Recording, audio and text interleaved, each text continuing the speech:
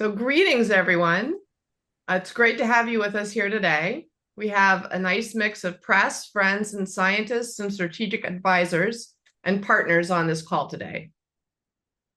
Welcome, welcome, welcome in advance of Asteroid Day, which is coming up this Tuesday, June 30th. We're excited to have you on our announcement of this year's Schweickart Prize winner. I'm Danica Remy, president of the B612 Foundation and the home of the Schweickart Prize. And I want to thank you again for joining us. In today's briefing, Apollo 9 astronaut and B612 and Asteroid Day co-founder, Rusty Schweickart, will have a conversation with this year's Schweickart Prize winner about their proposal. Following that, we'll allow time for questions submitted by the audience. Now, with that, I'll begin with a little background on the Schweickart Prize. Rusty has lived a life dedicated to exploration and the protection of our planet. A pivotal moment for him was his journey to space in the 1969 Apollo mission, which he'll speak about shortly. That experience shaped the path he's taken ever since, organizing international working groups to elevate global advocacy, co-founding B612 Foundation to build tools that will help us understand, map, and navigate the solar system, as well as co-founding Asteroid Day, which after its founding was recognized by the United Nations as a global day of education and awareness. Rusty's lifelong commitment has inspired generations of scientists working to protect Earth from asteroid impacts. In 2023, we launched the Schweickart Prize to carry that legacy forward, recognizing student proposals that advance our understanding of asteroids and contribute meaningfully to planetary defense. Now, over to Rusty. Randy. So actually, it's Randy. So it's Randy here. She can't tell us apart. So, anyways, thanks, Danica. The Schweickart Prize is made possible thanks to the generous support of our founders, Anusha Ansari, the Barringer Crater Company, Future Ventures, Jeffrey Notkin, the Jefferson Family Foundation, Meteor Crater, myself and my wife, Michelle Hang, and my twin brother, Rusty Schweickart, and his wife, Joanne Keyes. And thanks to the many supporters of B612 Foundation, including our founding circle, Asteroid Circle members, and individual donors from 46 countries around the world. I'd also like to acknowledge the incredible work of Delphine Veronese Millen, who has been our lead facilitator, guide, and advisor for the 2026 Schweickart Prize selection process, assisted by her very capable co-workers at B612, Colleen Fiaschetti and Joelle Byers, all led by the amazing Danica Remy. Now over to Rusty B. Schweickart, my twin brother and co-chair of the prize, to fill us in on the 2026 Schweickart Prize selection process. Next slide, please. Thanks, Randy. On behalf of myself and my co-chair and brother, I want to thank everyone who helped encourage students from around the world to apply for the Schweickart Prize. Our outreach ambassadors and nomination committee members are an integral part of the Schweickart Prize organization and key to our success in finding prospective applicants. This year, we saw a rise in both the number and quality of applications, with a diverse range of proposal topics submitted. This made selection of a winner of the 2026 prize especially challenging. We are extremely grateful for the insight and guidance of our nomination committee and friends in the planetary defense community in helping us assess the quality and potential impact of the various proposals. Owing to the strength and diversity of the proposals, we decided to award honorable mentions to 3 additional outstanding submissions. We now like to recognize these finalists and their proposal titles. The first is Ian Chow from the University of Washington, Light Streaks Passing in the Night, a novel one-tracklet Earth impactor detection pipeline for LSST. The second is from Kin-Thong Lee from Tsinghua University in China, the incremental benefits of eccentric collisions in asteroid kinetic deflection missions. The third is from a collaboration of students from Cranfield University in the UK, led by Finn McGeever, called Project Pathfinder. It's regarding an ion beam deflection demonstration mission. All three were creatively conceived, technically sound, and impressed the committee with their potential for advancing planetary defense in their respective fields. We invite you to visit the Schweickart Prize website to read more about these proposals and talented individuals behind them. Congratulations to all of the finalists. Now I'll turn it over to my dad for his thoughts on planetary defense and the role of the Schweickart Prize. Next slide, please. Thanks, Danica, Randy, and Rusty, and welcome everyone. This, of course, is very exciting to me. 20 some years ago, when we started B612 Foundation, there was very little in terms of folks who were actually working on the issue.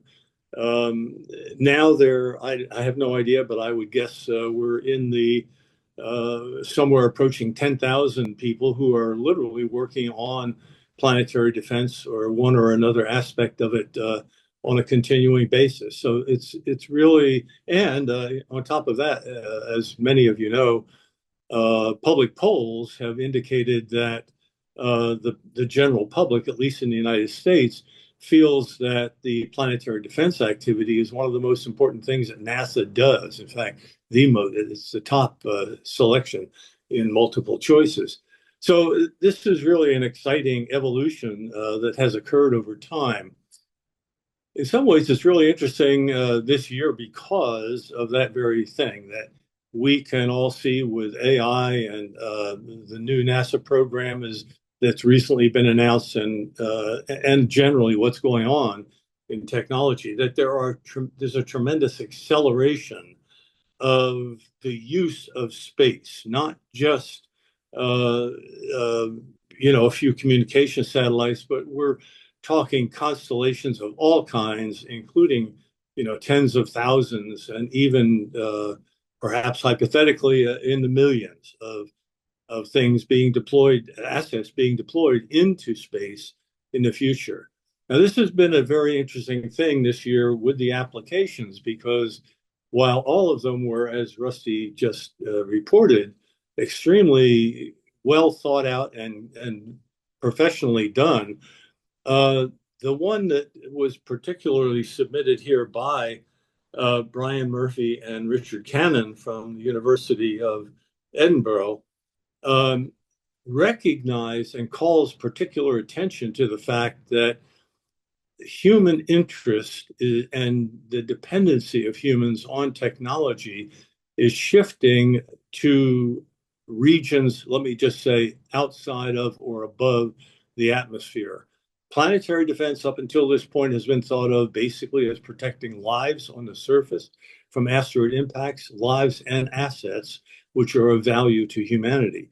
But when Richard and Brian got into this, they started asking themselves, whoa, if you look at the future, the assets that we are putting in we're going to be incredibly dependent upon are now above the atmosphere.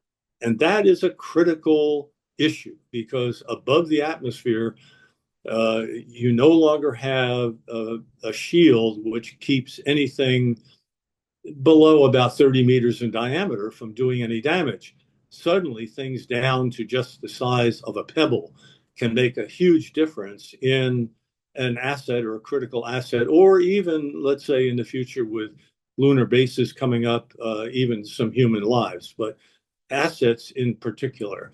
So Brian and Richard came up with an idea that said, hey, it takes time to get things done, recognizing through the United Nations and other places, it takes time to get things done. So we want to be thinking in advance of this tremendous shift of valuable, even essential assets for human well-being above the atmosphere, and the fact that they are now subjected to danger, serious danger, and even possible domino effect sorts of things. That will make a huge difference in the well-being of humanity in the future.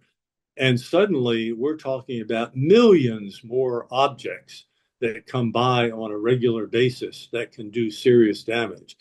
So that was, in fact, the very a good example of the very reason that we set up the Schweickart Prize.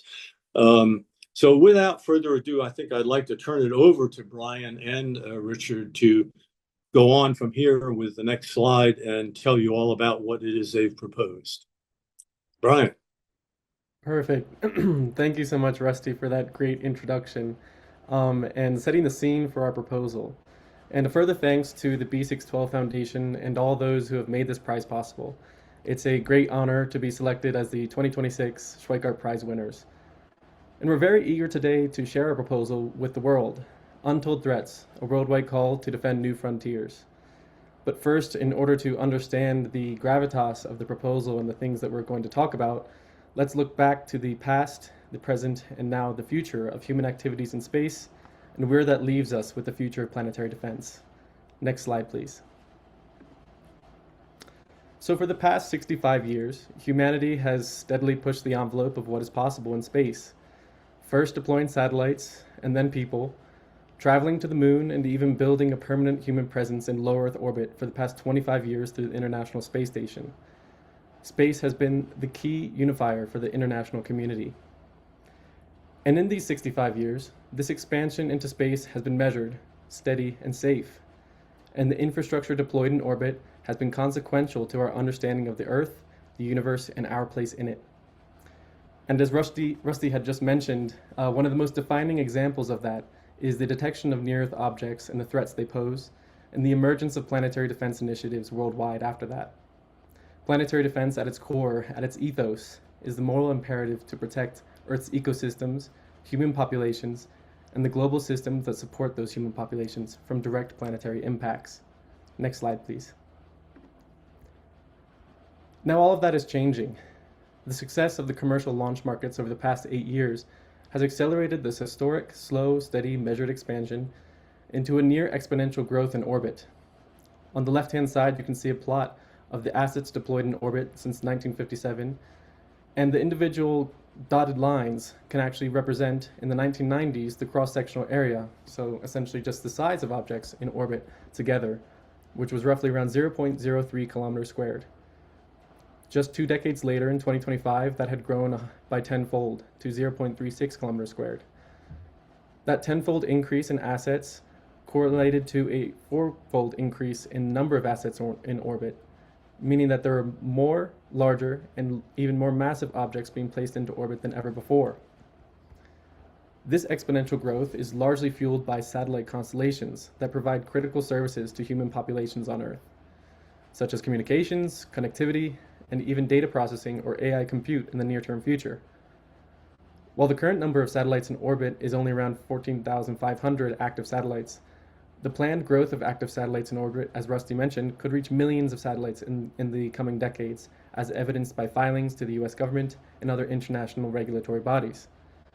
This is largely driven by the efforts of SpaceX, Blue Origin, StarCloud, among other international competitors in setting up these large constellations of satellites. And if such systems are deployed to their full effect, the cross-sectional area in orbit could achieve greater than 1,000 kilometers squared. We're rapidly approaching an inflection point in the development of space, from the steady walk to the all-out sprint. Next slide, please. Now, this planned expansion into orbit and beyond will be transformative for human activity in space and human population centers on Earth. Richard and I understand this best through the 3 I's: infrastructure, intentions, and integration. First, on the left-hand side, infrastructure. The scale of orbital infrastructure is driven by the mega constellations. Those are the satellite nets that are hundreds of thousands to millions strong, and they will carry communications, internet traffic, and provide data center compute for AI, or even harvest solar energy for Earth-based power consumption. These are all things that are happening and being worked on at startups and large corporations across the world. Second, intentions. There are broad international intentions to expand into orbit, the moon, and beyond. One such example of this in the middle panel is NASA's Artemis Accords, with over 60 different signatories and new signatories being added every day. Additional systems like the Chinese National Space Agency and Roscosmos's International Lunar Research Station Coalition further underscore this multidisciplinary and multi-domain intention to expand, utilize, and industrialize the Earth-Moon system. And third, the integration.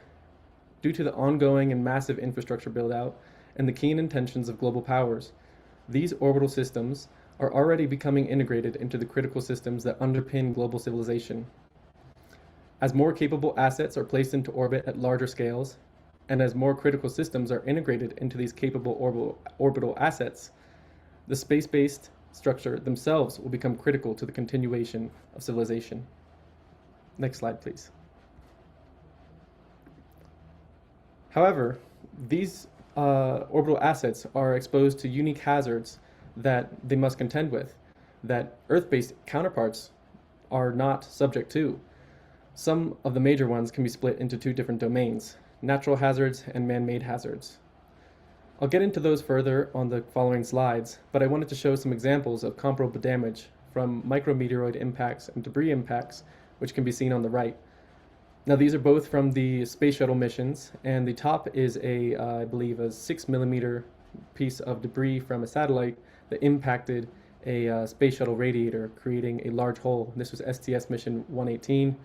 And on the bottom is from a actual natural micrometeoroid that hit the space shuttle's front window in STS 126. Next slide, please. Now, the first hazard that we'll talk about are meteoroid streams.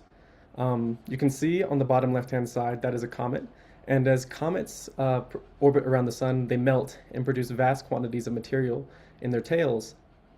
And this material stays near to the comet's orbit and creates a long-lived meteoroid stream, which Earth will eventually pass through. There are over 1,000 known meteoroid streams in the solar system at present. However, meteoroid storms are different. They occur when Earth passes through the densest part of a stream, and hazardous storms occur roughly every few decades.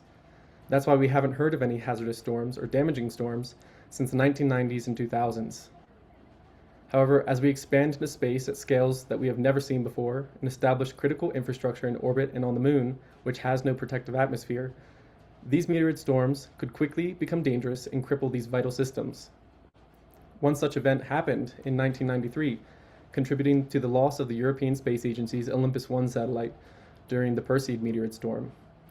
This storm also delayed the launch of the space shuttle STS-51 mission to avoid the densest part of the storm and mitigate that hazard.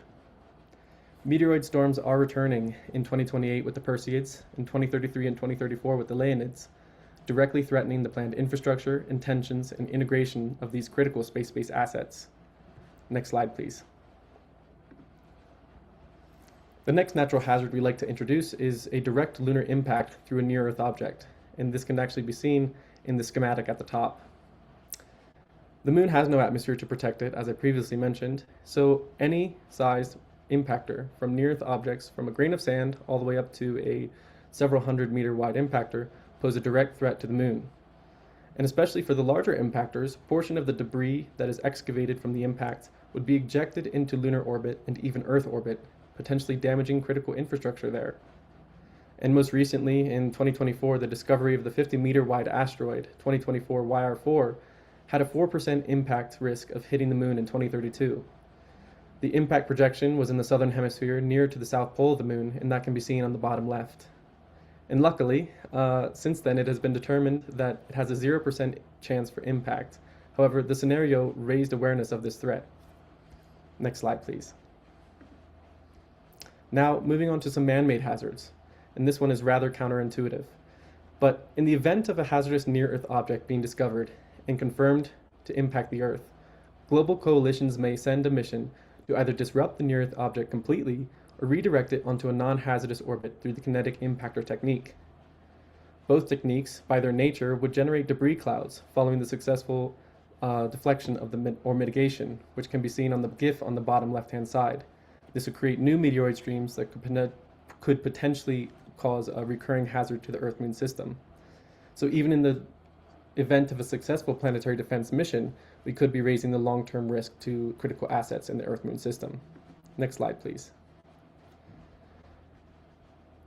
Yeah, perfect, thank you. Finally, we'd like to just highlight that other man-made hazards, such as near-Earth mining of space assets, could potentially, by design or by accident, create debris streams that similarly threaten the Earth-based and space-based infrastructure. And at the base level, all of these hazards, both natural and man-made, directly expose critical infrastructure in orbit and around the moon to potentially crippling damage. This damage could cascade and cause the loss of service and support to human populations on Earth. And if planetary defense is meant to protect the Earth-based systems that support humanity, it should also protect those same systems in space. Who will protect them if not? Who will understand these threats? And who will mitigate these planetary threats? I'll leave that to Richard to introduce. Thanks, Brian. So Brian's just introduced the problem, and now I'll go over our proposed solution. So, as we've heard, current planetary defense is focused on protecting the assets on the surface of the Earth from large impactors. And this is coordinated currently by 2 UN-level bodies, IOAN and SamePage. And these deal with the Earth detection and impact warning, and then mitigation and mission planning, respectively. However, neither of these 2 bodies cover assets in space as part of their scope, and so we would propose a 3rd UN-level body to coordinate the warnings and protection of current and future satellites, assets in space, and assets on the surface of the moon. Planetary defense must expand with the human footprint in space. Next slide, please. To do this, we would convene ICSIR, or the International Commission on Space Infrastructure Resilience, which would be a series of meetings with experts and key stakeholders to discuss the risks and consequences involved. This would include 2 in-depth studies, the first being with key experts in the field to determine the risks to assets and useful thresholds that can be publicized, such as thresholds of meteoroid fluxes that would signify an increased risk to satellites. The second study would be to engage key stakeholders, including representatives from national bodies and also important companies such as SpaceX, to develop a working relationship with these bodies and to discuss the liabilities and consequences of possible damage to assets in space. Findings from both of these studies would be reported by late 2027. Next slide, please. Ultimately, to answer Brian's questions, the findings from ICSIR meetings would inform the creation of a 3rd UN-level body called WARDEN, or the Warning Network for Asset Resilience from Dusts, Ejecta, and NEOs. This would work in tandem with IOAN and SamePage to protect both Earth and space assets, coordinate this new future of cislunar planetary defense, and inform companies and national bodies of how best to protect their satellites. Next slide, please. Perfect. Thank you, Richard. So to conclude, we issue a worldwide call to action to defend our critical infrastructure in these new frontiers and to protect the world of tomorrow. As we expand into space, so too does our civilization's vulnerability to additional planetary threats. And we must address these hazards now and set up the required international pathways before they return in the next decade. We call for the planetary defense mandates of the world to evolve and include the protection of all assets in the Earth-Moon system, positioning humanity for a safe and responsible expansion into space and the defense of any planetary body we find ourselves on or around, the Earth, the Moon, and beyond. Thank you. Thank you, Brian and Richard, who worked on this winning proposal. It's a great proposal, and we were excited from the first day when we read it. And thank you, Rusty, for your work and dedication to advance planetary defense over all of these years. It's been an honor and a pleasure to work with you. And now Richard and Brian can call you a colleague as well. And thank you to the Schweickart Prize team who are on the call today, which includes Randy and Rusty, the younger, fondly referred to as the twins, and our program manager of the Schweickart Prize, Delphine, and Colleen, our director of special projects, who basically makes everything happen around here. Without this team and the support of donors from around the world, B612 and the Schweickart Prize would not be possible. Having operated for more than 2 decades, B612 is the only NGO in the world dedicated to protecting the planet from asteroid impacts. And we're grateful to those on this call and those who support our vital work for the future of our home planet. Next slide, please. So now to the fun part. I see we've got one question in the chat. Hopefully a few others have come in. This is the fun part. So folks, we will go through the questions that are submitted, preferably through the chat feature. And then after that, we will open it up for general questions. So the first question is from Natalie, and it says, I support the National Space Guard Center in the UK. I'm wondering how it can expand and support near asset objects. Who wants to take that? I suppose maybe Richard, would you like to take that since you're still based in the UK?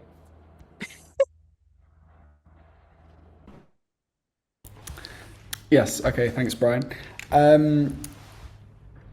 So currently, our main proposal is, obviously with these ICSIR meetings, we're trying to just assess the risk, and really from those we'll be able to build more of a cohesive plan to protect the objects and register which, when meteoroid storms are particularly dangerous and things like that.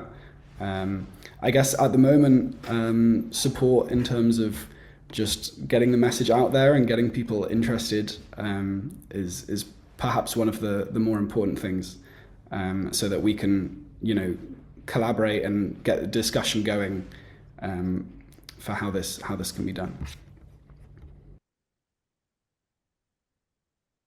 Great. Okay, next question comes from Alec, and his question is, can IWAN simply expand scope rather than the third group? And are you aware of any groups who are currently do the flux modeling necessary for this kind of management and warning? Yeah, I think I can take that one, and thank you for the great question, Alec. So when it comes to the IAWN simply expanding scope rather than a third UN group, that was something that Richard and I had actually discussed.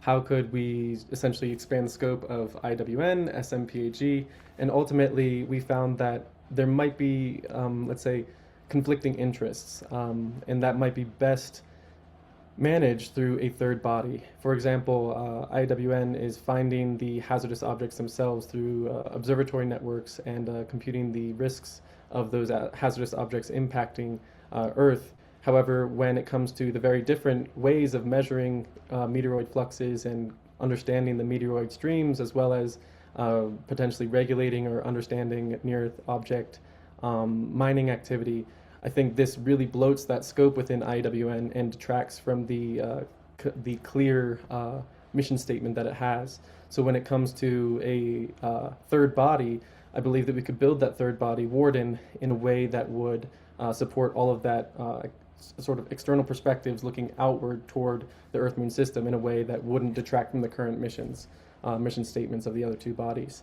That would actually amplify them. And are we aware of any groups currently doing any flux modeling? Yes. At the national level, individual agencies actually have isolated offices that do this. Specifically within NASA, they have the NASA Meteoroid Environment Office, MEO, that specifically does do flux modeling, meteoroid stream modeling, hazard reporting. However, that is within the confines of NASA and I believe the United States and its allies. And when it comes to the expansion of humanity into the Earth-Moon system and beyond, we take the position that this should be done as a global endeavor, and those modeling efforts and measurements should be done in a international forum at which anyone who would like to utilize them could actually utilize them and contribute to them as well. Let me just add to that, if I can. Back in the early part of the century, the 2000s, when we first realized that there was a defense capability, but no one was really working on it. We brought this to the United Nations through the Association of Space Explorers, and we realized that the only way that we were going to get adequate analysis and recommendations of substance was when Tom and I and Tom Jones and I and others on our committee of the Association of Space Explorers formed a very high-level panel of experts from around the world to address the issue of planetary defense from the get-go, from a planetary perspective. This was a group of of very dignified people, former ambassadors and such people of that level, who then, when they grappled with the issue of how do you protect the Earth from asteroid impacts, when they spoke in the form of a report that we submitted eventually to the United Nations, it was taken very seriously. What Brian and Richard have proposed here is essentially a parallel path. That is the creation of a committee of high-level people who really need to look at in detail and analyze the threat, the potential remedies, and how it could be done, and bring that into the United Nations. Where it goes from there, whether it ends up being an extension of IAWN or the creation of Warden, as they have proposed in their application, is a matter for that high-level committee and the United Nations to ultimately decide. But this is essentially a parallel effort to what we did back in the early days of forming planetary defense, recognizing the tremendous expansion of human interests into a new realm, which is much more vulnerable than what we dealt with at first with planetary defense. That is, those assets and lives below the atmosphere. Suddenly, when you think about the assets that are going to be vulnerable to millions of times more objects, millions of times greater frequency of threat emerging, it really needs a new look, a fresh look at this new domain. So thank you. Great answers. Great answers and great question, Alec.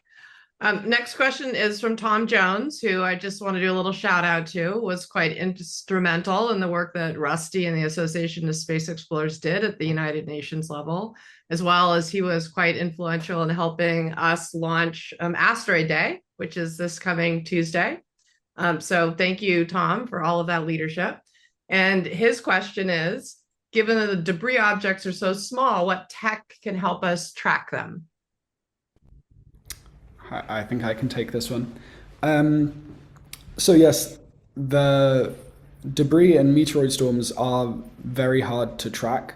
Most of what we know comes from forecasting, as Brian said, and we can forecast very well by observing. Basically, we observe them as they hit the atmosphere, and that gives us the intensity at this moment. We do this either optically or more commonly with radar. So just having a radar dish emitting out into the sky, and then as the meteoroids come in, we observe them with radar and can track them and their velocities very accurately there. And this can help forecast then future meteoroid fluxes and intensities. And we can also observe things like DART and see sort of how that ejector evolves to try and forecast how things might happen from a kinetic impact emission or a comet or something like that. Great, thank you. Next question is from Michael Kaur. Rusty, what about Brian and Richard's proposal stood out to you the most? That's a very good question. Most of the proposals that we've had that we've dealt with the Schweickart Prize up until this time have been more along the technical sphere, ways in which detection or tracking of threatening objects can be done. But in this case, what we intended to do with the Schweickart Prize is look at the big picture and not make so much incremental technical improvements, iterations, that kind of thing, but really what is it in planetary defense that is not being looked at the larger scale, at the meta level, and how do we address identifying what's not being done and analyzing and recommending ideas that would address the emerging threats at a much broader level. And that's exactly what Brian and Richard came out with, a recognition that the world is changing so rapidly in terms of essential assets, and that many of them, essential assets, are moving up into an area above the atmosphere which is far more vulnerable to very small and therefore many, many, many more objects that could actually do serious damage. This kind of a proposal involves everything from economics to law to education to communication. I mean, it's a huge thing. The actors who will respond to the threats are also quite different. You're not talking about deflecting individual objects. You are talking about protecting assets, perhaps through the design of the assets, making them stronger, more resistant, perhaps in reorienting them to avoid a cloud, let me say, or a meteorite storm or something of that kind coming from a particular direction. Assets on the surface of the moon, nobody's really been looking at the threat realm there. And you have to recognize walking around on the moon anywhere, something can be hitting the moon half a moon away. And you're going to get the debris. And if you're walking around in your spacesuit exploring, you're vulnerable. No atmosphere there on the moon, at least yet. So, anyway, that was a wonderful thing that Brian and Richard came up with, was a big thought, a big recognizing a major change in the evolution of human interest and addressing and recognizing that it was, in fact, going to be threatened the way planetary defense had not really been thinking about before. And so what they came up with was expanding the very concept of planetary defense. So that's a long answer to a short question. Thanks. Great question. Next question is from Joel, and he says, terrific scope of the proposal. Some ambiguity between debris and potentially hazardous objects, for example, for a moon base. So do you want to try and talk about the ambiguity between those? Yeah, certainly. I can jump in here and take on part of that if other people want to also contribute. I think that, as Rusty just mentioned, with Earth, we're blessed because we have a shield. We have the atmosphere, and a rather thick atmosphere that takes away most of these meteoroid streams and meteoroid storms, as well as potentially hazardous objects up to several dozen meters in diameter. And something larger than that then causes much more risk for airburst or potentially airburst for those size objects, but they can actually come all the way down to the surface and cause damage. With the moon, for example, we don't have any of that. So when it comes to Artemis Base Camp, for example, the build out of that should be directly informed, and people are looking at this on how to directly inform the engineering with regard to micrometeoroid impacts and environment. However, when it comes to the larger objects, 5 centimeter, 10 centimeter, things the size of your phone or larger, these objects actually, can't necessarily be shielded against that well. The shielding and passive, let's say, mitigation for lunar engineering is for these smaller objects, these grain-sized objects. But as Rusty had mentioned, when you go to an impact that could be half of the moon away, and it's a larger impact, then you could have secondary debris raining down over a large area of your lunar base. And when it comes to the ambiguity between the two, I think that becomes an engineering question. How do you respond to those different threats? Do you bury the habitats under meters of regolith to then protect against those larger objects? Do you do that for all objects, all critical infrastructure? You can't necessarily do that for solar panels where you're getting your power, right, or for any other surface activity. So that's something that should be considered when you're actually planning the development of the Artemis Base Camp. Those are, I think, some of the few thoughts that I had, as well as you could talk about with the Commercial Lunar Payload Program, I believe CLIPS, and how ultimately all of that investment into a commercial and burgeoning, lunar economy will ultimately play out when you have mining, resource extraction, power, potential other settlements from different space companies or corporations like SpaceX. How will those settlements be built on in a way that can be compatible with this larger scope of planetary defense and that ambiguity that you just talked about? Great. Thank you so much. I think we have time for one more question. Otherwise, we will. Do we have a question from Vladis? Nice to see you, Vladis. Well, you got to unmute, Vlad. I would ask Brian and Richard about the risk assessment or probability of different sources of dangerous objects in the future. Now is mostly natural ones, but in the future there will be much more man-made. Will there be much more man-made debris? I can start this one, Richard, and if you have any thoughts, feel free to hop in at any time. Great question, Vladis. Great question. And I think that when it comes to the actual risk assessment, the in-depth going into the numbers and extrapolating into the future, I think that would be a key target of the International Commission for Space Infrastructure Resilience.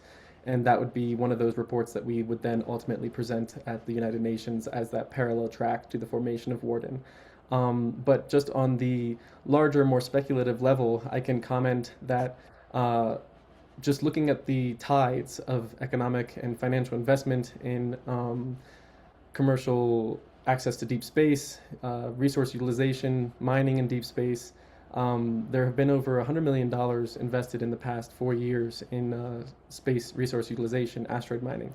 And there's a policy lag between this. There's an investment, there is opportunity to do this. However, the policy is lagging behind. And one can make comparisons to the rapid investment in AI infrastructure and the uses. However, the policy that then would govern that infrastructure and uses ultimately is still lagging behind as well. So I think that would be a key risk, is these companies or going out and performing these missions, but then ultimately not having the oversight needed to execute them safely. And that harks back to the panel on asteroid orbit alteration from last year's Schweickart Prize in 2025 from Jordan Stone.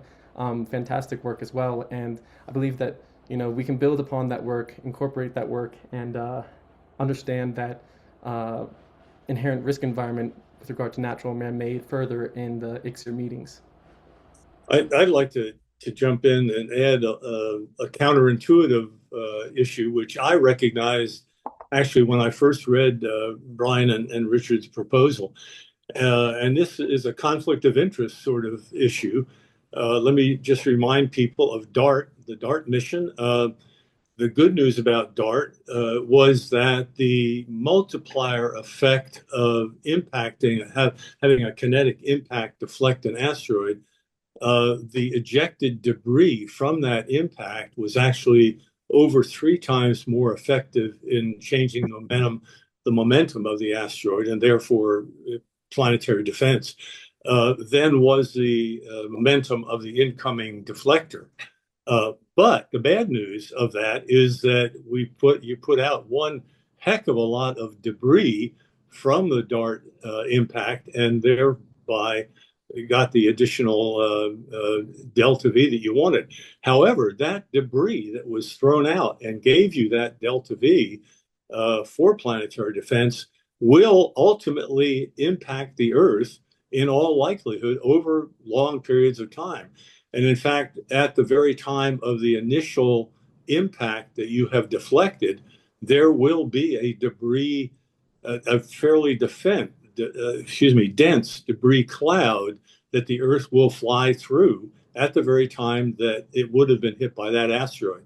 And so suddenly you have created the threat that Brian and Richard are looking at by defending against one that would have actually penetrated the atmosphere in the first place. So this is a very interesting good news, bad news story about kinetic impact for planetary defense.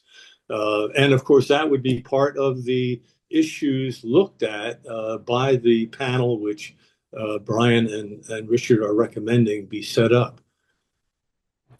But that's a very interesting little twist on planetary defense being good news of kinetic impact, at least being good news, bad news. And one thing, if I can also add on to what Rusty was saying, is that just this past year, LSST has come online and will be exploring the near-Earth objects and categorizing which ones are hazardous that we didn't know about and discovering new ones that could potentially be hazardous. And I believe just next year, NEO Surveyor will launch and become active and be doing the same thing, but for objects coming much closer, so from the sun in that direction. So one can envisage a future, a near-term future, where there might be a backlog of hazardous objects that require further investigation to bring down the risk estimates of impact, or potentially know if they are going to impact. So one can also from there think that a future where more planetary defense missions are in the lineup could come soon. And like what Rusty was saying, it's important to understand the risk, the secondary risk of debris creation from those planetary defense missions in the near term. Great, thank you. So I think this will be our last question, and it's from Finn MacGyver, who was one of our honorable mentions for this year's Schweickart Prize for his project Pathfinder. So I hope everyone will go read it on the Schweickart Prize website. But his question is, as space-based manufacturing grows, is there a worry of space debris being generated by welding, cutting, etc.? If so, is there an organization out there looking at modeling that, or better yet, preventing that? Could splatless welding or cutting requirements be something that Warden could push for?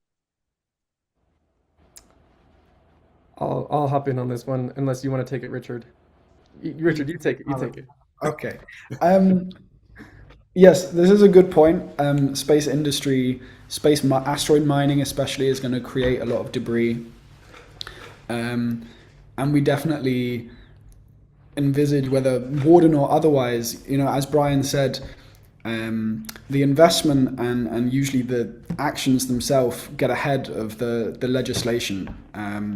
And so we envisage setting this up now so Warden or otherwise can start putting these recommendations in place to try and prevent creating unnecessary debris. I don't know if, Brian, you want to add anything to that? Yeah, that was great, Richard. Thank you. I would just like to add that I think that there's a key distinction between the threats that we highlight in the proposal versus the threats that come from human activity in orbit as well. Specifically, the man-made threats would be regarding man-made action on a planetary body that then creates planetary debris, rather than man-made action creating man-made debris, such as orbital debris or smaller metal pieces from welding and stuff like that. There are international agencies or coalitions of agencies. Specifically, the one that comes to mind would be the Interagency Debris Committee, I believe, IADC, where they specifically look at that debris creation in orbit for how can they best keep track of these small objects in orbit, how can they best minimize the creation of this in orbit as well. But that would be more on the side of human activity creating human-made risk rather than human activity creating new planetary defense risks, if you understand it that way. Great, thank you. Thank you. So that was our last question. I also would like to do a shout out to Ian Chow, who's also on the call, who was a runner-up or an honorable mention for his proposal called Like Streaks Passing in the Night, a novel one-tracklet Earth impactor detection pipeline for LSST. So I hope you all will go and read that on the Schweickart Prize website as well. And so with that, I want to say thank you to all of you for joining us. To learn more about Brian and Richard's Warden proposal and the Schweickart Prize, I am again going to point you to the schweikartprize.org. And from all of us at B612 and from the Schweickart Prize, we want to wish you all a very happy Asteroid Day.